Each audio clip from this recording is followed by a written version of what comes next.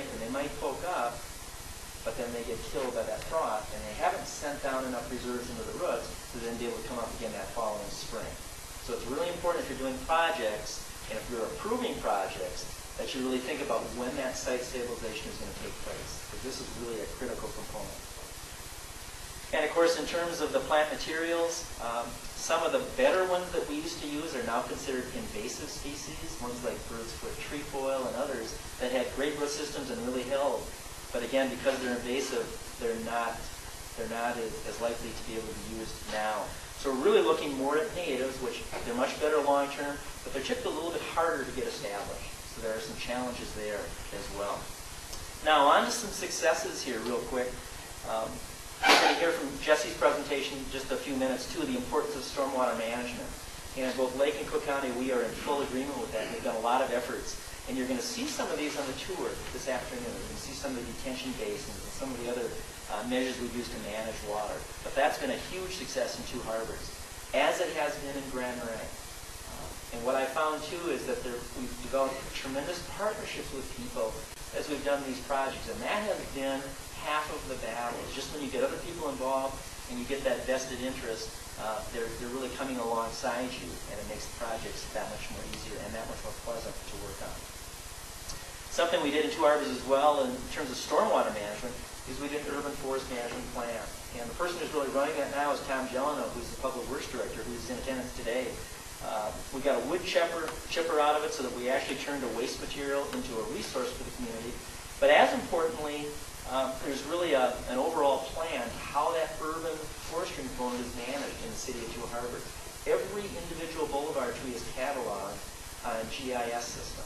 So in terms of management, whether we need to replace that or whether it's a hazard tree, those are all in place. And you might say, well, that sounds like it's overkill, but in reality, that urban forest component has a huge impact on stormwater runoff. So that's been a real plus for us in Two Harbors.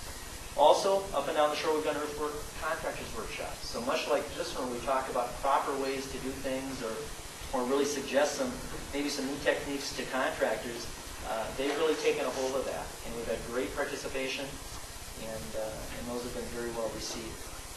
Now, when a lot of people look at this slide, they think of, boy, increased safety on the shore, and just kind of ultra-modern transportation methods. But when I saw these things being proposed, I thought of really foremost, boy, what an opportunity to get some blast rock to actually do some shoreline protection work. And we were able to use lots and lots of rock from these projects, both this one and the Lafayette Bluff Tunnel project as well, to actually do many, many projects. And this shows one of them. We aren't going to be at this site this afternoon, but we used what they call tunnel mucker. This came directly from Silver Creek, that tunnel project, and they would do a blast. They would load it onto these tandem dump trucks, bring it in, dump it, and go back for the next load. And that turnaround trip took 7 to 8 minutes. And remember when that project, they were just lauding all these this praise on it because how they finished it so far ahead of schedule?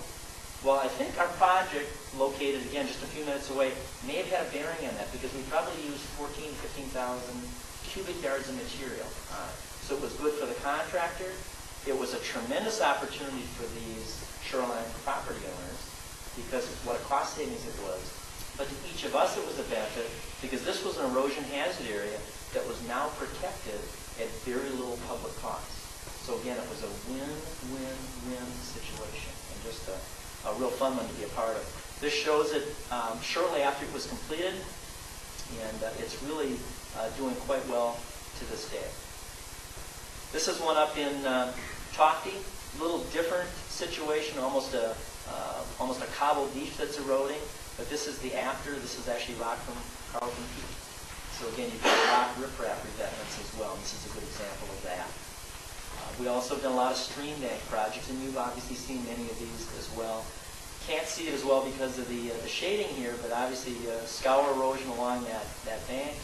And in many cases, using rock riprap like this up to a certain level, depending on the channel capacity there and different flow regimes.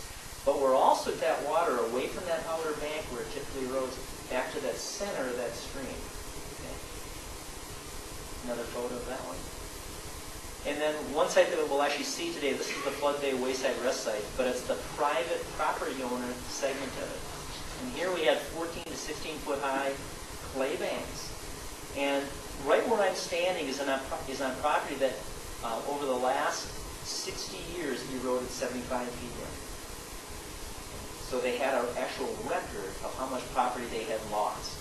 So it was a tremendous problem for these landowners. And I want to take you through real quick so you understand the proper riprap reduction. And you want that lower than that lake level so that as we get big storm waves in the future, they don't wash away that beach and then undermine that whole structure and then cause it to fail. So you want that toe to be very deep. So when you actually see a rock riprap project, it's like an iceberg. You're just seeing part of it. A lot of it is actually buried down and actually doing a lot of that solid work. But once you do the reshaping of that slope, dig your toe trench, then you put in that geotextile fabric. And in this case, it's gray. Sometimes this is kind of a woven one, or actually a spun one. They also come in black, which is a woven one. Okay? So there's many different types. What that does is as water washes over those rocks and goes down through them, it can get through that fabric. And as that water then goes back to the lake, as waves come up, crash, and the water goes back into the lake, as that water wants to come back through that fabric, now it's carrying soil particles. But that fabric is designed to filter out those soil particles so only the water comes back through. If that wasn't in place here, those rocks would settle a little bit more after every storm and eventually fail. So that's one of the concerns we have. And this actually shows it with the final cross section. Again, very nice project. This is up at Flood Bay, so just up the shore. A few slides that really show the impact of shoreline protection on water quality are these three. I'm looking northerly right at the Two Harbors campground site before we did the project there. There was no rain in the storm. It was a November storm, lots of wind, but no rain. So all that sediment-laden water that you can see here that Tim referred to as kind of that muddy water, that plume of water, is due to the waves coming up, licking away at that clay bank, and then going back into the lake. Now this next shot is a little bit further out.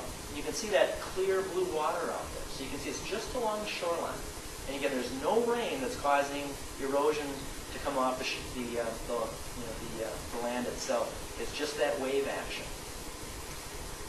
10 minutes later, just up the shoreline of Flood Bay, this is the same storm, but again, obviously different results in terms of water quality because this shoreline had been protected.